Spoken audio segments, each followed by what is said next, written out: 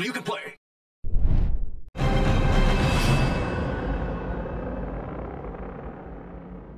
Matthew here from MiniWarGaming.com, and it's time for another episode of Shadows in the Warp. This show is all about the Tyranids from the Warhammer 40k universe.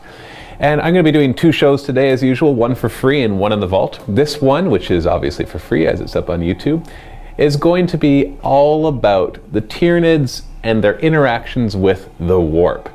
And the next episode, which is available at the link below in the MiniWarGaming vault, will be all about using psychic powers in the game. So it'll be a tactica. So this first one's going to be about the lore of the Warp and psychic stuff with Tyranids, and the second one will be more a hands-on how to use that in the actual Warhammer 40k game. It's really interesting when we look at the Tyranids and their interactions with the Warp. For example, with mankind, with the Imperium, actually with most of the races, they use the Warp for so many things. They use it for faster than light travel, they use it for faster than light communication, they use it for their psychic powers and psychic manifestations, and of course we have the forces of chaos who use the Warp. That's where they live, and they use it to try to breach into the real space, into our realm, so they can pour out their Warp spawn. So the Warp is a fundamental aspect of the Warhammer 40k universe. So I want to talk about the various ways that Tyranids do and do not use the Warp, and try to figure out how their relationship exactly works with it. Now, we're not given a ton of information on this. A lot of it is going to be pieced together from different codexes and different books and different sources, and then some of it is even a little bit of conjecture on my part, what I think the intent of the writers and authors of the 40k universe have had with the Tyranids. Although it wouldn't be surprising to me to find out if they didn't have everything already thought out, which is perfectly normal in a fictional universe. So let's start with faster than light travel. Now, this is probably the most useful use for the Warp for mankind, as it allows them to actually connect world to world. Without faster than light travel, it would take too long to go from system to system. It would just be an astronomically high amount, even if you go near the speed of light. Sure, with the law of special relativity, you would be able to, if you're inside the ship, get to those other planets in a half-decent amount of time, but to everybody else, so much time would have to pass that trying to maintain some sort of empire or Imperium would be virtually impossible. In fact, it would be impossible, because too much time would pass between things. Thousands of years, tens of thousands of years would pass. Even if the people on board the ships only age by a few years or decades, depends on how fast they are going. And that's real physics, by the way, so that's kind of cool.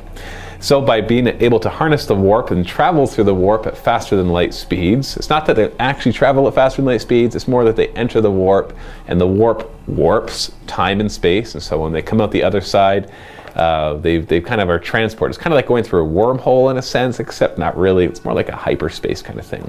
But the Tyranids don't use the Warp. They actually don't travel through the Warp in order to do their faster than light travel. Instead, they have what's called a Narval bioship. And this is a really small, unarmed, very low armor bioship that the fleet uses, and it has tons of sensors all over it, and it's able to detect planets really, really, really, really far away. And on top of that, once it's kind of found a target that it wants to take the Hive fleet to, it's able somehow to harness the gravitational waves of the sun and the star system and warp space and time, and that kind of creates this conduit that then the rest of the Hive fleet is able to enter. So the Narval bioship is kind of the faster than light mechanism for the entire fleet. If we look at the whole fleet as one organism, which it really is, kind of like how one ship is comprised of many different parts, the Narval ship is just basically the faster than light engine of the entire fleet. And so it chooses that planet or star system, and then the Hive fleet is able to go into faster than light speed. It's not as fast as traveling through the Warp, but it's way more reliable. However, it does have the the disadvantage of once you get close to the system, there's just no way for it to be able to properly harness everything because it's too much gravity and too much to overload its sensors. So when it gets in system, the whole Hive fleet has to then go back to having their just normal conventional ways of traveling. So it can take them years, even decades, to finish off actually getting to a planet. So it does slow them down. It creates for a more cinematic approach rather than just boom, they're all there. They have to send out their spores ahead of them, which start to seed the planet and start attacking them, and then the Hive fleet arrives weeks later after the invasion has already started, and they're there to finish the job, really. So that's really interesting. They're one of the, I think they're the only race that actually does faster than light travel without the warp. I know we have the webway with the Eldar, but that's really just a form of using the warp. So then we have this really interesting phenomenon called the shadow in the warp. We've talked about this in past shows a little bit, but I want to go into more details exactly what it is and what it does. The shadow in the warp is basically the smothering effect of all the psychic energy of the hive mind. Because if you look at it as every single Tyranid organism is in effect a psyker, even though it doesn't have the psyker rules in the game, but they're all psychers. They all have to be able to communicate back and forth. There are some that are more powerful than others, and these are the synapse creatures, of course, but they all cyclically communicate with one another, or at least back to the hive mind. And so if you think about that for human psychers or Eldar psychers, all of a sudden when there's a Tyranid invasion, when they tap into the warp, all of a sudden they hear the psychic communications of billions of Tyranid organisms. And that's overwhelming. It's so overwhelming, in fact, that it smothers their ability to really tap into the warp. And this causes all sorts of problems. For example, it does interfere with psychers and their ability to manifest powers. It interferes with astropaths, which are just basically a type of psyker that communicates through the warp. And all of a sudden they can't communicate properly because they just can't concentrate. And whenever they try to tap in, they hear all the noises of the Tyranids. It also affects warp travel because this will then bend the reality of the warp inside of warp space, and this can prevent ships from ever being able to reinforce a system, which is very dangerous. Basically, once a system falls under the influence of the shadow and the warp, they're stranded, and nobody can come and really help them. Now, there's varying degrees to how strong the shadow and the warp is, and we'll talk about that in a second. This shadow and the warp also can affect the very existence of warp spawn. There's a detailed story in the Tyranid Codex of an invasion of a Tyranid hive fleet on a world that was protected by the Grey Knights. The Grey Knights were trying to keep the demons out of that world because there was some sort of portal that they were trying to close, but the Tyranids stopped them from doing it, and the demons just spilled forward in the millions and started to slaughter the Tyranids. But the shadow and the warp actually made it hard for them to stay there, to stay on that planet. And it was actually causing them to shimmer in and out of reality. Eventually they lost because the Chaos Gods just weren't happy with what was happening. There was no real souls to be corrupted. There was no blood being spilt. It was just alien ichor. And it just wasn't good. And so the demons all kind of got sucked back into the warp and failed that attack because the Tyranids were just they're kind of anti-warp is really what we can look at it as, and I'll have an idea of what that actually means, which we'll talk about at the end of this particular video. Now, the strongest source of the shadow and the warp comes from the hive fleet itself, the large synapse ships that actually direct the entire hive fleet, and all the organisms have the strongest presence there. And so there is a chance that when the Tyranids start to arrive, that you can still tap into psychic things, you can still communicate with astropaths, you can still arrive through the warp travel, although the more the organisms are growing and arriving, the harder and harder that becomes. You can see this in the Dawn of War games, the Dawn of War 2 particularly. It's a story basically of a Tyranid invasion on a world. And at first the Tyranids are fighting and they're still able to communicate, and then as the campaign progresses it becomes harder and harder until they lose all communications because the entire hive fleet has arrived. We have a lot of different psychic manifestations. We're going to cover these more in detail in the next video because we'll talk about how they're actually used in the game. But there's obviously an endless number of ways that these manifestations could come forward. But in game, there's a few different effects that they can do. For example, we have the Catalyst psychic power, which is essentially the hive mind giving super healing to an organism. It kind of takes over and it uses its abilities to have that organism ignore wounds and rapidly heal.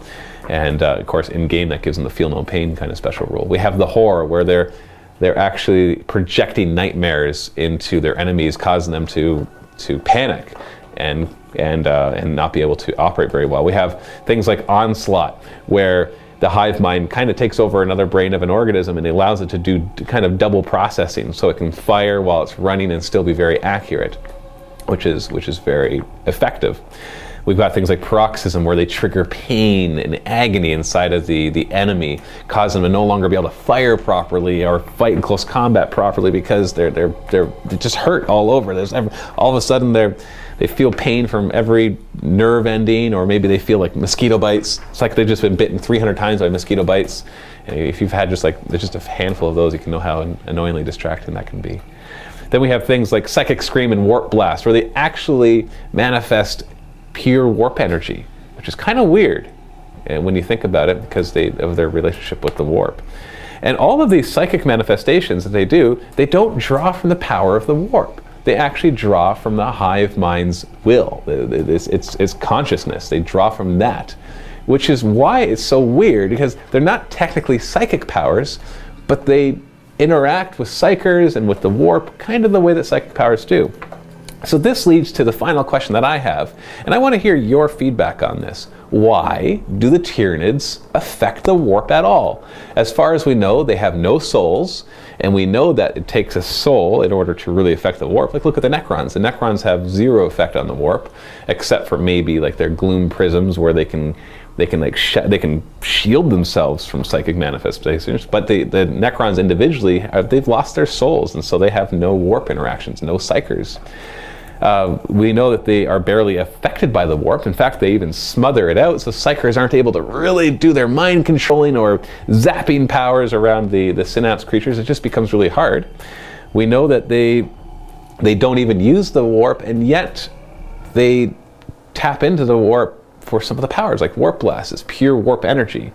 And we know that they psychically communicate, and that affects through the warp. So why is it that Tyranids even have any effect on the warp at all, when they don't follow the rules of any other of the species? Like Necrons and Tau don't interact because of these things, but Tyranids still do.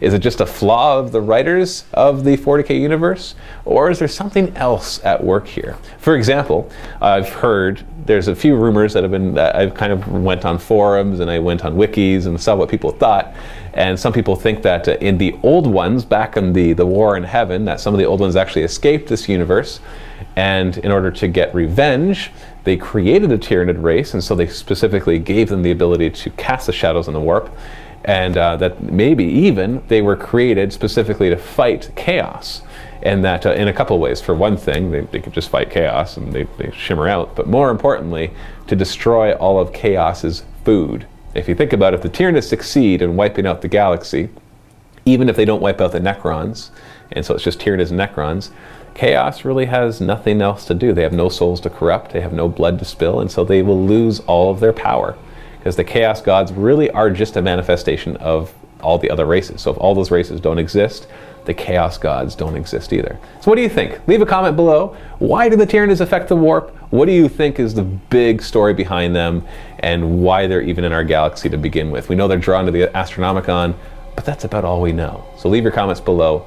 And stay tuned and click the link below to go and watch the next episode in the Vault, where I'm going to go over all the different psychic powers and how to use them in a game properly. So a good tactica of psychic powers. So click on the link. If you're not a Vault member, you can still click and just sign up for a 7-day free trial where you can get instant access to the next video, plus thousands of other battle reports, painting tutorials, and behind the scenes and everything else. It helps to support us, allows us to make these videos. It's actually all that really supports us. It's the majority of our revenue comes from Vault members. So thank you to all our Vault members for supporting us. This is Matthew from MiniWarGaming. Thanks for watching. Happy wargaming.